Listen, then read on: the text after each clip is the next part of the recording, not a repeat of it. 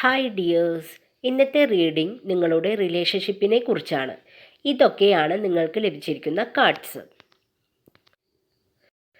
ഈ കാർഡ്സ് കാണുമ്പോൾ നിങ്ങൾ ഒരു ലോങ് ഡിസ്റ്റൻസ് റിലേഷൻഷിപ്പിലാണെന്നാണ് തോന്നുന്നത്. എന്ത് തന്നെയായാലും നിങ്ങളുടെ പാർട്ട്ണർ ഇപ്പോൾ നിങ്ങളുടെ കൂടെ ഇല്ല.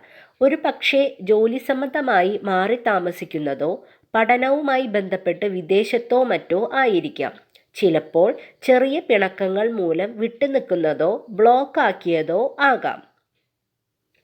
ചിലർ ഇവിടെ പരിചയപ്പെട്ടത് സോഷ്യൽ മീഡിയ വഴിയാകാം.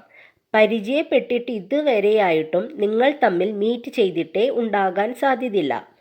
എത്ര റിസ്ക് എടുത്തിട്ടാണെങ്കിലും അവരെ മീറ്റ് ചെയ്യണം, സംസാരിക്കണം. ഇനി വല്ല തെറ്റിദ്ധാരണകൾ ഉണ്ടെങ്കിൽ തന്നെ അതിനുള്ള വിശദീകരണം നൽകണം എന്നൊക്കെ നിങ്ങളിപ്പോൾ ചിന്തിക്കുന്നുണ്ട്.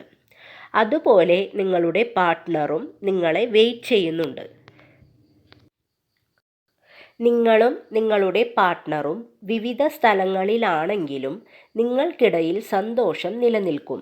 പരസ്പരം സ്നേഹിക്കുകയും കെയർ ചെയ്യുകയും ചെയ്യാൻ ദൂരം ഒരു പ്രശ്നമേയല്ല എന്ന് പലപ്പോഴും നിങ്ങൾ മറ്റുള്ളവർക്ക് കാണിച്ചു കൊടുക്കുന്നു. ഉടനെ തന്നെ നിങ്ങൾ തമ്മിൽ ഒരു കൂടിക്കാഴ്ച ഉണ്ടാകുന്നതാണ്. Thank you dears.